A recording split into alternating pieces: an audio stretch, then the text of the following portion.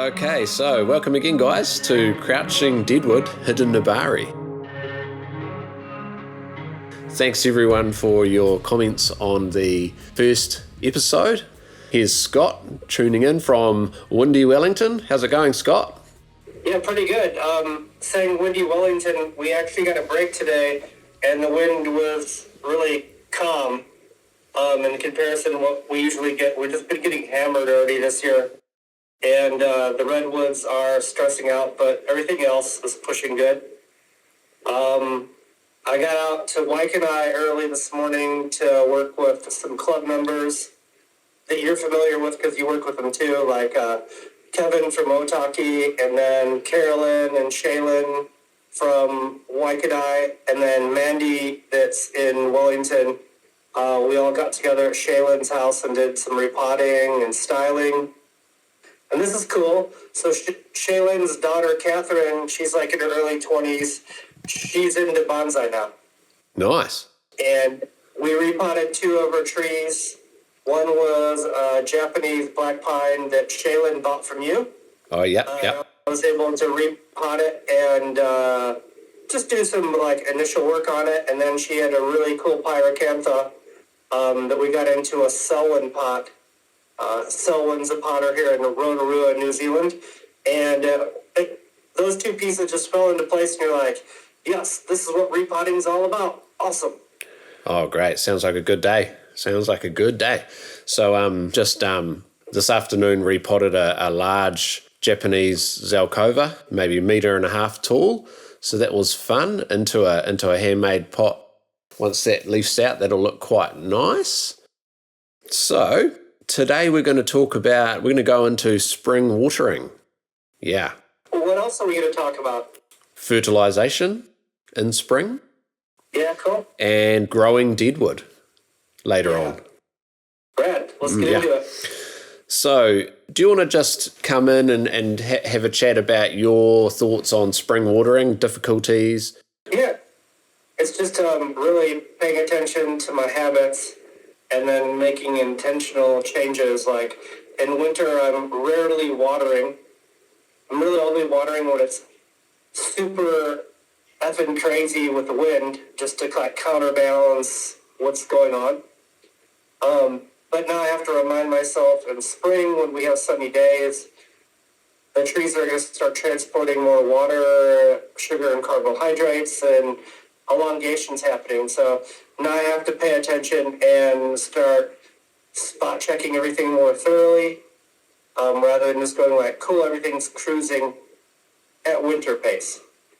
So being grouped, like the trees that love heaps of water are all next to each other, and the ones that are more drought tolerant, even in a pot, are like grouped specifically in areas to make it even easier for me, and not use up so much time. And yeah, so now I've got like a reminder on my calendar, like pay attention to your watering. Now we are going to need some more. And it's been windy, like I said, so it's always a curveball for me because Wellington's windy. And that's just whipping the moisture out of the pot, isn't it? Yeah. Yeah, it's definitely tricky. Yeah, so with up here in Northland, we tend to get a lot of rainfall through spring, but also a lot of wind. So that balance, it's always tricky. You'll notice some of your pots, your trees in smaller containers. If you're not checking them frequently, you'll have a day where it's cool, but there's wind, bit of sunshine, and it's just whipping the moisture out of specifically those smaller pots. Or, the shohin, mame. The wind really gets you in spring, I think. But then also so much rainfall up here. So with, for instance, Japanese white pine, I'm trying to keep them as dry as possible through spring. Not so much the multi-flush, the Japanese black pines and red pines. Not so concerned with those staying a little bit on the wetter side. But the Japanese white pines, it's a struggle through spring. Got to keep them dry, keep them on the dry side. Yeah, I just have the 2 Japanese white pines, and I'm letting the moss entirely dry out.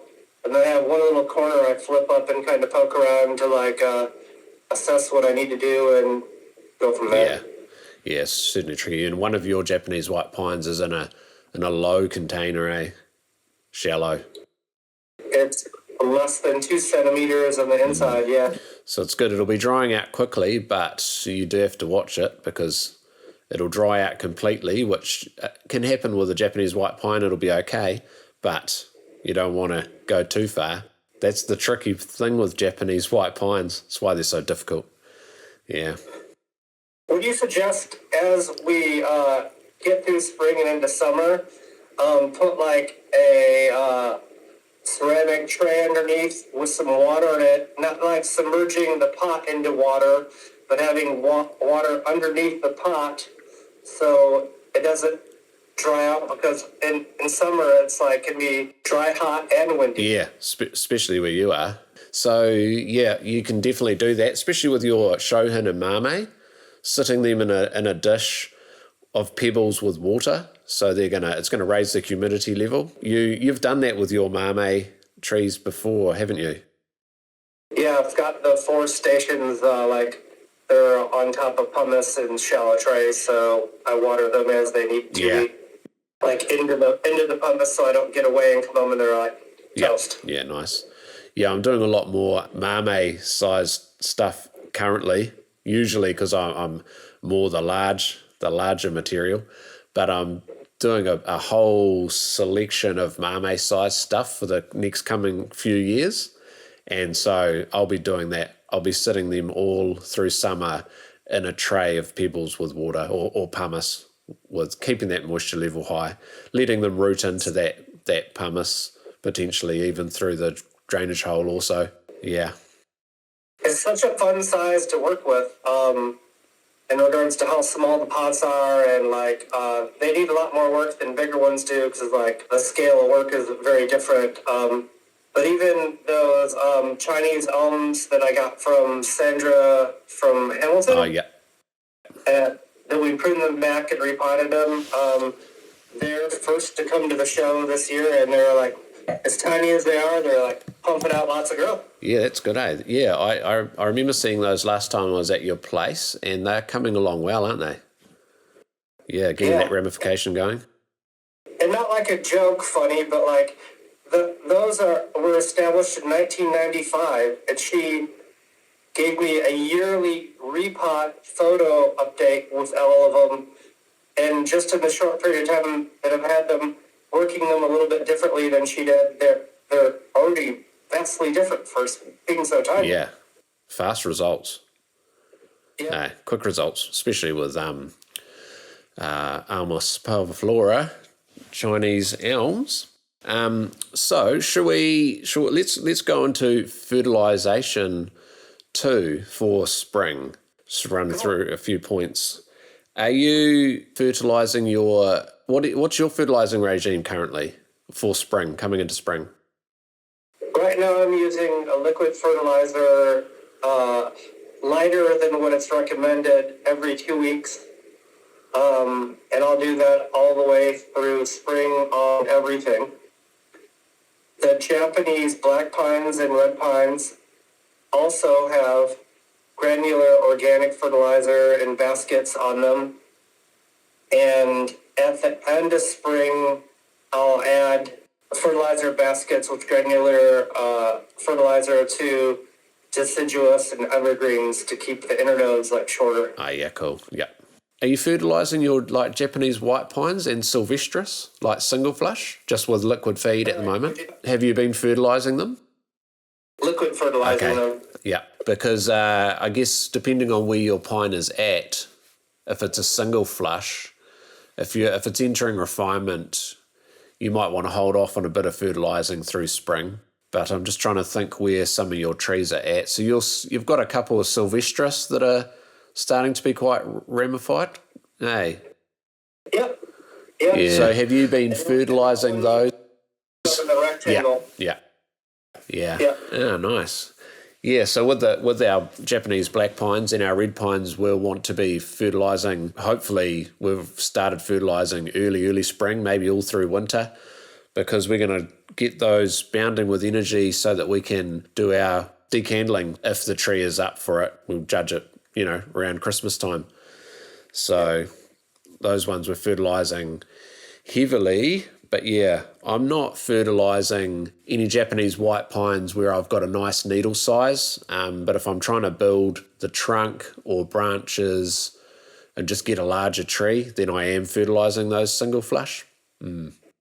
Yeah, but otherwise, so the older Sylvestris that are more refined, well, I've actually sold most of those on now, but generally speaking, those older refined ones, I'm not fertilising through spring. I'm holding back a little, fertilising around mid-November for those single flush. We'll probably get into it in an episode in the future. But in November, discussing pulling fertilizer applications off of trees that will be decandled to reduce their resources and how that mechanism works too, right? Yeah, totally. Yeah, we'll do a podcast. We'll do an episode. Yeah, say, yeah, just to lead into that prime, generally speaking, prime decandling time for people here in New Zealand and the South Pacific, Southern Hemisphere.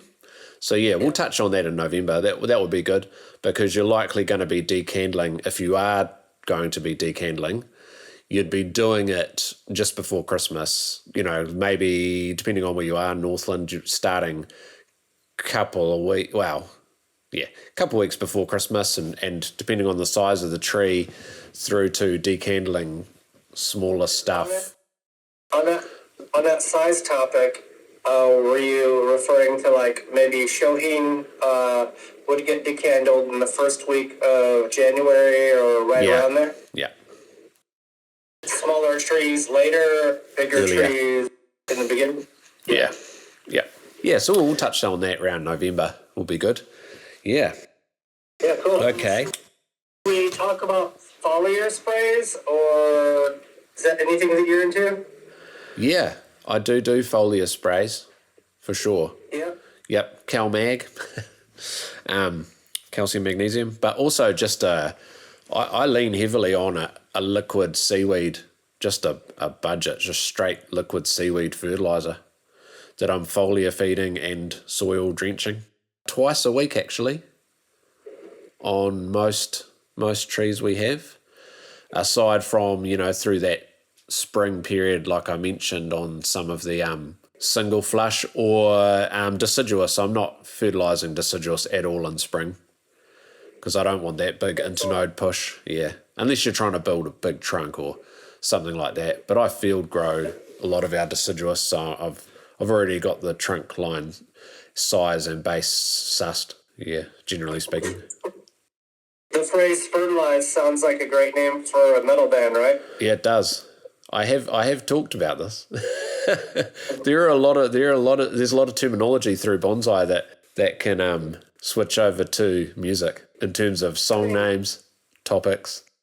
And I'm sure we'll get into that too, because those different art branches all come back to a similar tree, Yeah, right? what do you mean by that?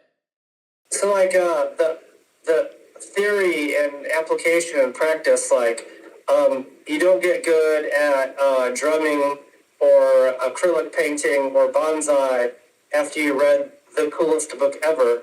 So there's like a model of practice that requires reoccurring applications and patterns, seasonal practices for bonsai, but like you don't play guitar or do an acrylic painting once a month and get really good. No, you don't. A redundant application, so you could, like, where I'm headspace is at is like, so we could comprehend and learn how to build from there. Yeah, for sure. Yeah, there's a lot of crossover. That's why, for me, bonsai is very similar to working a tree. Is very similar to writing a song. Very similar. I've talked about this quite a few times as I travel around the country, but for me, laying out a branch line on a bonsai tree is very similar to laying down a guitar riff. Yeah. Or a bass. Yeah. It's very similar, actually. Yeah. see I slipped it in Yeah, baseline? base. So we got into like adjusting our behavior or my behavior with spring watering. We've chatted about like seasonal fertilization considerations. Is there anything else that you struggle with through spring that off the top of your head? I feel like in the last 2 years it's gotten a lot better, but I've definitely had some airborne fungus that have been really stressful years ago. But in the last 2 years, I feel like I've started to get my nutrition management into a positive with the trees, so it's less of an issue. Fantastic. Yeah. So are you doing... We chatted about this before, and if it sounds like off topic to get into right now, let me know. But like, I've been reading about how in spring with conifers and some other trees like evergreens, it's quite often for the trees, needles and branchlets to go yellow because the trees are detoxifying and are trying to get rid of an overaccumulation of macro and micronutrients that they don't need. So I think people go like, and as I talk to people, that in the spring they're going like, oh, my branchlets and my needles are going yellow. I'm like underwatering or overwatering, and now I'm believing, and because it's been like, well, probably 5 articles on Google Scholar about this, that's the time of the year that these trees detoxifying and push out all the excesses to the needles and branchlets and shed them, and then they die off. Yeah.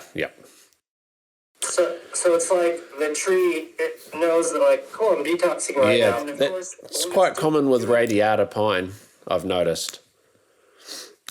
Radiata pine, yeah.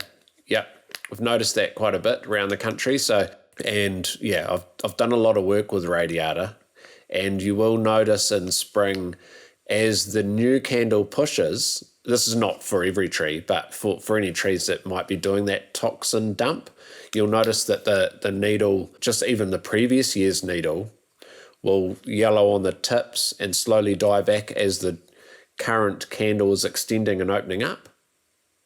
Have you noticed that on any of your radiata? Yep, all of them. Yep, happens on Japanese white pine too. It's quite common. Happens on Japanese black pine as well, but black pine, maybe the needle won't completely die and drop off. But I've certainly seen radiata shed needles like that. Do you think there's some crossover in the autumn? A lot of people in New Zealand have a lot of necrosis going on through their Nana junipers, and everybody talks about it. And I don't think it's fungal. I think that's maybe when Nanas detox and get rid of everything. Oh, yeah. So are you talking about procumbens dropping foliage in spring? In autumn, when people are like, it's got fungus, everything's dying. Yeah. From what I've seen, most of the time it actually is fungal problems. Yeah. I'm glad I asked. Yeah. It's a big problem. What are some pointers you could give people like me to like keep an eye out in autumn for like fungal stresses? I wouldn't say necessarily, because I know it's a broad question. Yeah, I wouldn't say necessarily it's to be looking out for it in autumn. You should be looking out for it year wide. But the major problem is you'll have a wet winter and you may have a poor substrate that's a poorly draining substrate. And so your juniper makes it through winter, but because it's been wet and cold and the substrate's not draining well, then I always see that problem happening with collections a month after spring. So late spring,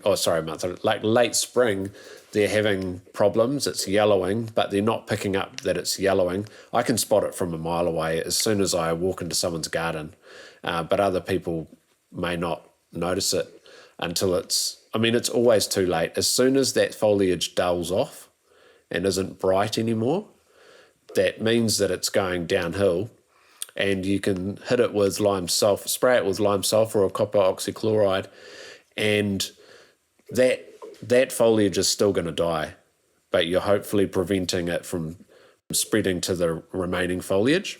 But to get on top of it, what I've found is if you grow your junipers in a well-draining substrate and try and keep them on the drier side through winter and indeed spring, and you're getting good nutrition in, it just builds the tree up strong enough to fend off the fungal problems that are floating around in your garden. And then you need a combination generally of a preventative like lime sulfur once a month through winter sprayed on the foliage.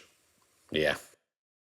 Cool. I won't dive deep here, but rather than like shooting for like, this is the optimal pro practice, can you describe what some poor substrate considerations would be for Pocumizanana, juniper in New Zealand? Yes, I mean, I heard what you were saying, but I'd like to hear you say these adjuncts are suboptimal. Yeah. So I have seen it all in the last few years, especially where junipers have died off or start going downhill, and we go in and repot. And I've seen all sorts of substrates, but a very common one is what they call P metal, which is stone roading chip. So P metal mixed with potting mix. Just bought, I guess, off the shelf garden nursery potting mix. And that combination seems to be terrible. The potting mix breaks down. The P metal doesn't do anything for the tree either. It doesn't even help with drainage. And we're pulling the junipers out and it's just mud with a bit of stone chip in the bottom. Yeah, so if you switch to, and we do tests with people's collections too, where we pot a juniper into 100% pumice, and we'll leave one in a mix of pea metal and potting mix, and we'll come back to it a year later, and we'll inspect the roots, and if the juniper's still alive, that's in the pea metal mix, we'll compare the two. There won't be any root growth through that mix, or very minimal. And it turns to slush. And so then the roots can't breathe and they literally just drown. They suffocate. And the foliage just dies off. So you've got fungal problems in the roots and fungal problems airborne. There's no way it can fend it off. But the junipers in pumice or pumice akadama mix have strong root growth and far less problems with fungal attacks on the foliage. Yeah, it's very obvious when we look at the two. So that's an easy way to get past it. But just the substrate you're growing them in by itself is also not going to mean that you're not going to get a fungal attack on your junipers. It's just happening worldwide. Yeah, and it's just getting, as the climate gets warmer and more humid, the junipers are just getting attacked. But I've done a test where I've just kept the nutrition, kept a very open mix and really hit the junipers with high nutrition, fertilising really well with organic fert and not used a preventative, just to see if you've got your tree really strong, whether it can just bat off the fungal problems through your fertilisation regime. And I'm having quite good success with that, with junipers not getting infected with fungal problems. Yeah. Maximizing the nutrition management. Yeah. Right? Just having the tree super strong. Yep. Yeah. So, watering, rotating trees. Did I talk about rotating trees? No, but we should chat about that. Yeah. So throughout spring, every 2 weeks when I apply my liquid fertilizer, I'll rotate all the trees 90 degrees and keep up with it. So throughout the seasons with extended hours of sunlight, all sides of the trees are getting close to more sunlight application on all sides. Yeah, that also just makes basic common sense to me, because like if the tree is facing our east to west sun every day in the same angle, the backside of it is not really going to improve. Yeah, true. Would you say that, do you find it to be common knowledge to rotate your trees when you're chatting to other people? I've read about it in, oh gosh, I don't want to quote it and be wrong. But I feel like I've read it in two modern books that they've discussed it. I sort of then, assume that it's quite common knowledge to rotate your trees, but perhaps people aren't doing it as much as they should be. And I need to... When I talk about it at our club, people are like, why would you do that? Oh, really? At the Wellington Bonsai Club? The Wellington Club, yeah. Interesting. I must bring that up. Yeah. Because in my garden, because of the way I've set it up, I have the pines and junipers and conifers, most of the conifers in the centre of the garden, not up against fences. So I don't really have to rotate them because they're getting full sun all the way around. But if you don't have that luxury of a larger garden and you've got your trees up against fences or a backdrop, which you usually do, you certainly should be rotating them really monthly. Yeah. Yeah. Here's one to bounce off you because you've been to our place multiple times. Some of the trees that are downstairs are real close to sliding glass doors that are going to like bounce some more sunlight off of them. And then the walls to the building are white, so they're also very reflective in that sense.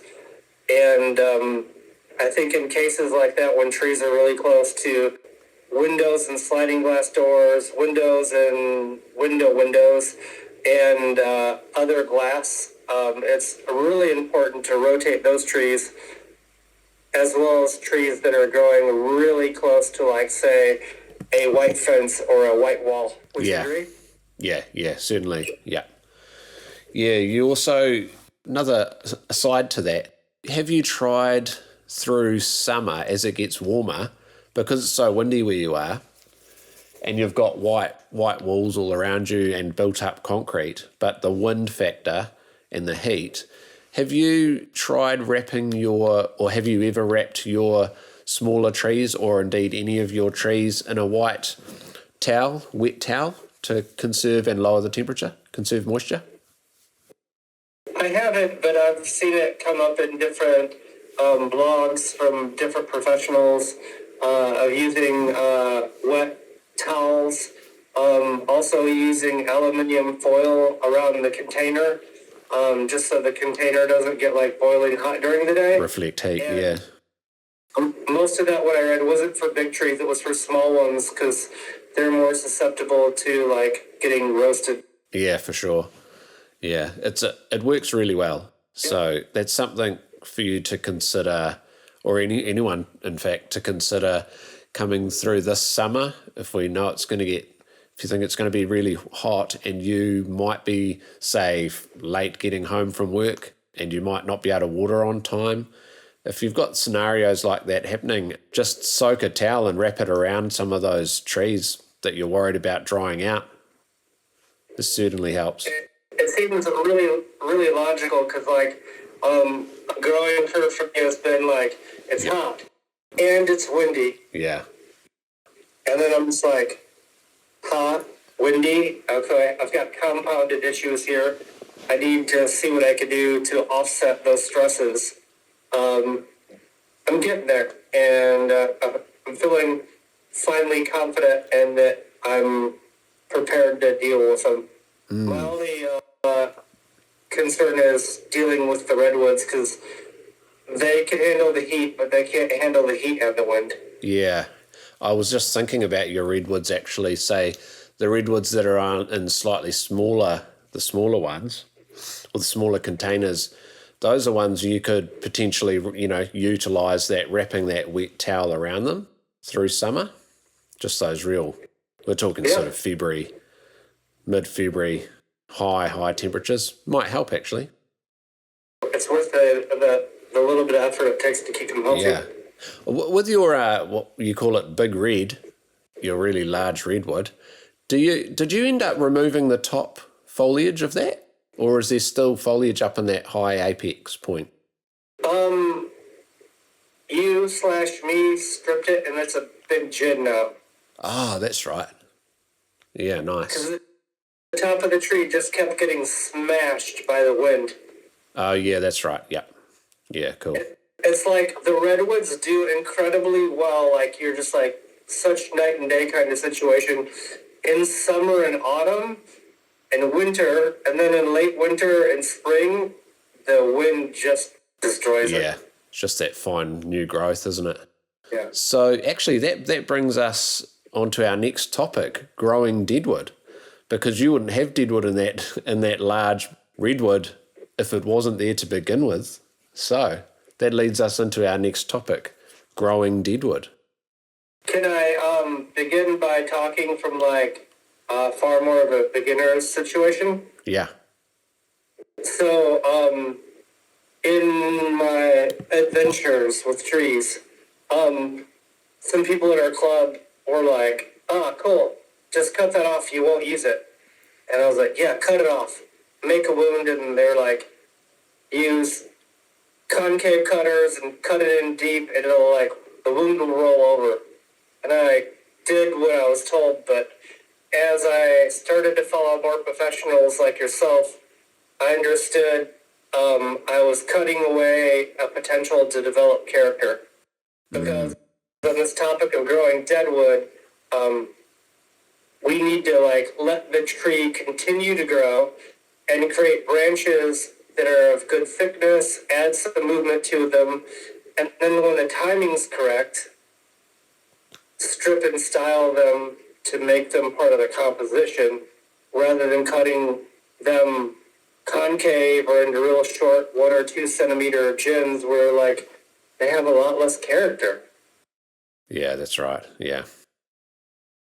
So to understand the growing behavior and strategy behind growing deadwood is something that I felt like got entirely lost to me in the beginning and even in a little bit of intermediate stages of development. And unless it's going to cause a lot of swelling that's going to be really unsightly, like, say, a whorl on a pine or other species, if you're positively never going to use it, you can reduce it. Or just strip the branch so it just stops producing growth. And then I look at trees like the Kaizuka juniper, the bull.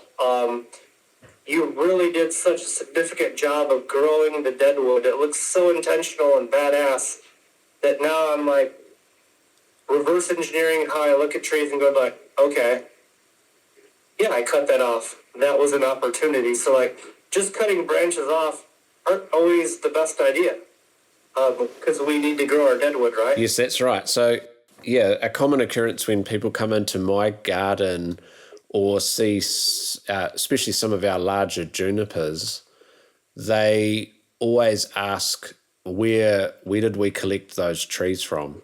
Where did you get those from? Did you import that from Japan? Because of the big, large tenjin deadwood poking out the apex of the canopy, or, this large dramatic deadwood coming off in any given way.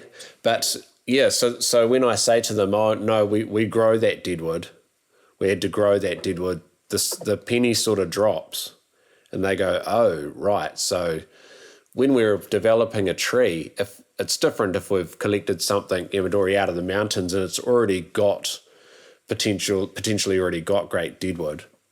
But if you are producing trees from scratch and you want that dramatic deadwood, you have to grow it. And that's done by planning that out many years before. You've got to be thinking many years in advance. And to get there, we're utilising those sacrificial branches and sacrifice lost leaders to create that taper, girth, size in the trunk line. But we're letting it go, and then once we're happy with the size of the trunk, we're not just coming in and cutting that off. So even lateral deadwood coming out of branch lines, we're growing it quite far out, but shaping it knowing that in 10 years' time, it'll be deadwood. So there's a longish span to it. Some of the deadwoods from some of the trees we've created, it's taken 20, 30 years to get there, but it's worth it. Yeah.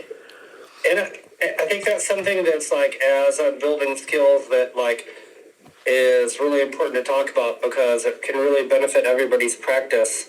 Because if we just look at like creating deadwood as like cutting branches off into short little like 2 or 3 centimeter gins and like pulling the bark off of them, it can be effective, but if we grow the deadwood out, it can really light off the composition of contrast, tension, and like aggression. Yeah, for sure. Aggressive elegance, that's what I like to say.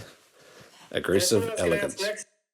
Should we wind this one down with you telling us about your interpretation of aggressive elegance? And then we'll do a couple shout-outs. Yeah, sounds good.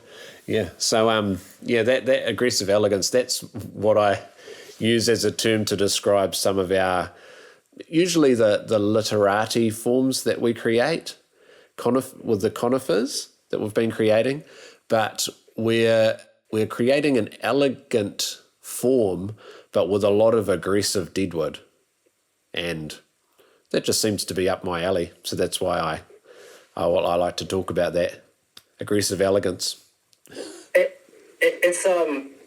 It's easy enough to like pick up on the vocabulary, but like I think it becomes somewhat challenging for people to go like aggressive elegance.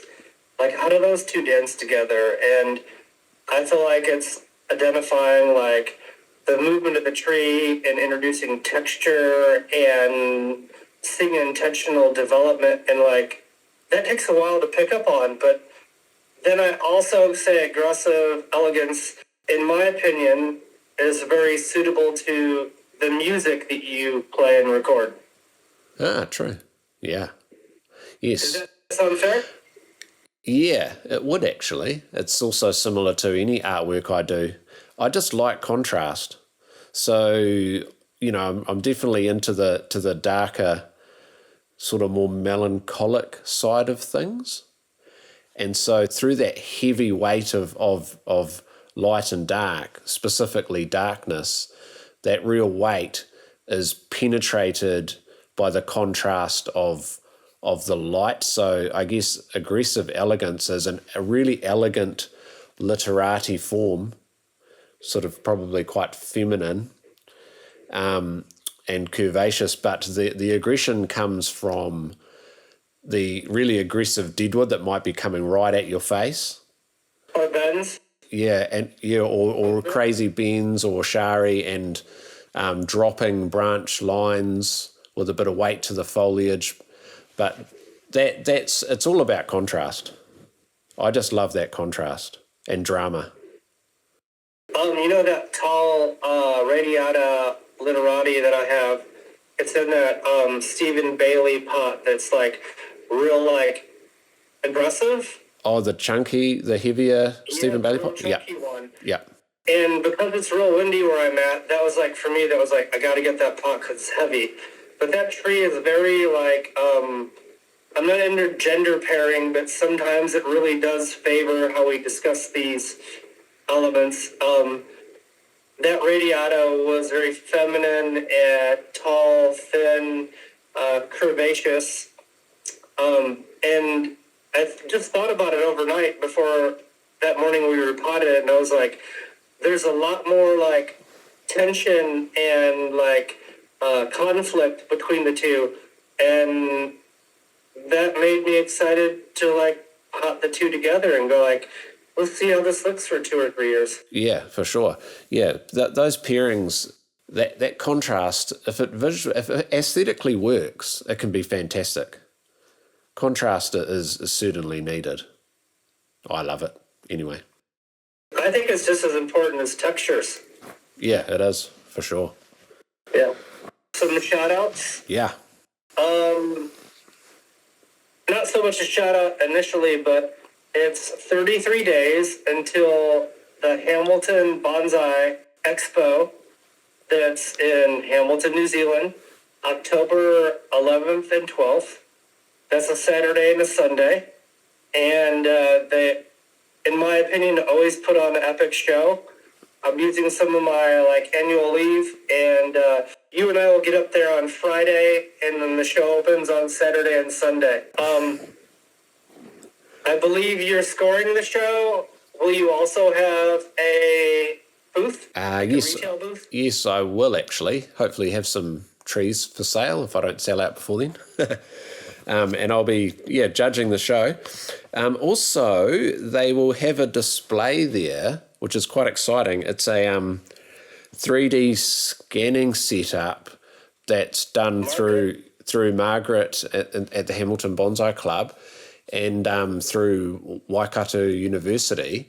So they've 3D scanned some trees. I worked on some raw stock of Margaret's, 2 trees, and they scanned these trees before I worked on them in the lab. Then I styled them, and then they rescanned them. And they're just measuring changes and I won't go too far into it, but there will be a display of that at the Hamilton show. So that's quite exciting. It's 3D scanning with bonsai, but it's a little bit different to, say, the what they did at the Pacific Bonsai Expo, where they literally scanned trees to high detail so you could revisit the trees in 3D and look at all angles. Yeah, but this is a bit different. Yeah, but I won't go too far into that. Cool. Really cool to have Margaret on in the future and chat with her about this. That's really cool to look forward to. I think it's like 25 days to daylight savings, which I just want more hours of sunlight. So do I. Let's see. Other shout-outs? I looked at my list here, and I'd like to thank the sponsor of this episode, the Raffia Mafia. Thanks, really guys. Secretive, and I just really appreciate that they sent us enough money to get a 6-pack when we were in Wellington. Yeah. Thank you so much, Raffia Mafia. Such good people. All right, guys. Well, Adrian, I appreciate your time, and it's been fun for me, and I appreciate you answering a lot of my questions because our skill sets are very different, but they're down the same road. we're all on the same journey. The learning never stops. Thanks, guys. We'll see you next time. Forever in motion. Yeah.